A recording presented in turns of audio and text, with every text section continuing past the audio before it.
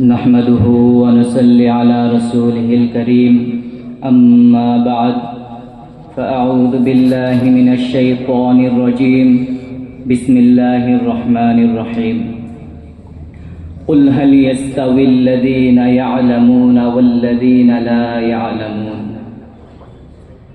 আজি এই অনুষ্ঠানৰ সন্মানীয় সভাপতি সাহেব আৰু মূৰৰ মুকুট আসাতিজায়ে কেৰাম আৰু দূৰ দূৰণিৰ পৰা অহা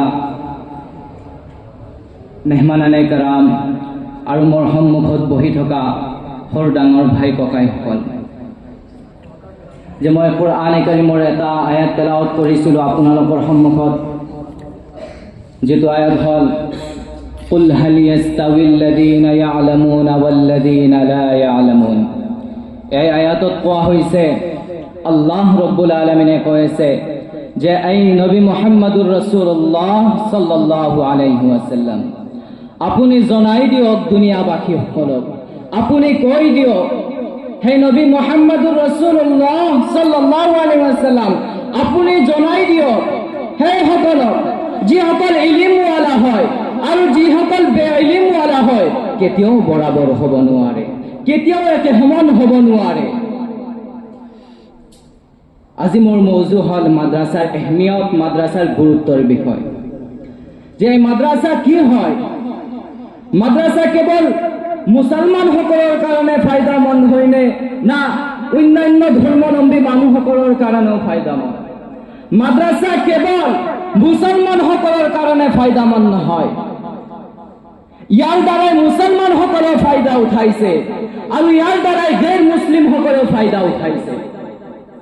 মাদ্ৰাছা এনেকুৱা শিক্ষা দিয়া হয় যি শিক্ষাৰ দ্বাৰাই যিসকল হেৱানিয়াতৰ জীৱন অতিবাহিত কৰি আছে সেইসকল মানুহৰ নিচিনা চলা ফিৰা আৰম্ভ কৰি দিছে।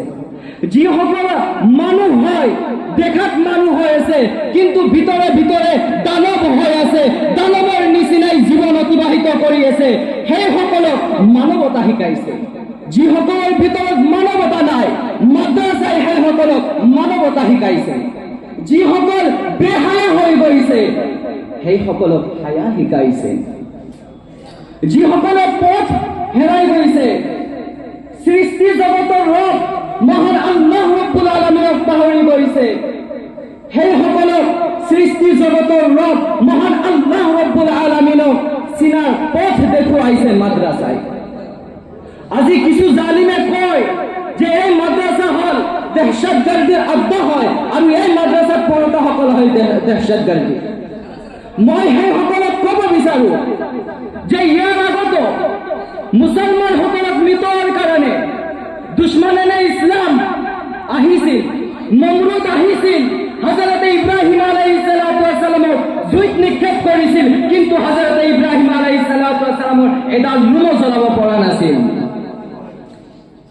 ফেৰাউন আহিছিল, ফেৰাউনে কৈছিল মই মুছলমানক মিটাই দিম, মই মুসা আলাইহিস সালাতু ওয়াস সালামক মিটাই দিম, কিন্তু ফেৰাউনে মিটাই নিজে মিটি গৈছিল, নিজে শেষ হৈ গৈছিল, কিন্তু হযৰত মুসা আলাইহিস সালাতু ওয়াস সালামৰ এডাল লুমো বাঁকা কৰিব পৰা নাছিল। তাৰ পিছত ইছলামক মিটাৰ কাৰণে Abu Jahl, Utba, শাইবা, Umayya bin Khalaf আহিছিল ইছলামক মিটাৰ কাৰণে, কিন্তু সেইসকলে নিজে মিটি গৈছিল, কিন্তু ইছলামক মিটাব পৰা নাছিল। আজিও কিছুমান ব্যক্তি মাদ্ৰাছাক এইবোৰ মিছা অপবাদ দি শেষ কৰিব খোজে। মই সেইসকলক ক'ব বিচাৰো যে সেইসকলে মাদ্ৰাছা মিটাই এইসকলে নিজে শেষ হৈ যাব, কিন্তু মাদ্ৰাছা বাকী থাকিব। কাৰণ ইয়াত আল্লাহৰ একত্ববাদৰ দাৱাত দিয়া হয়, মানুহক মানৱতা শিকায়, মানুহক দানৱতা নিশিকায়। যেতিয়াই হিন্দুস্তানত তেজৰ জৰুৰত পৰিছিল তেতিয়াই মুছলমানসকলে দিছিল।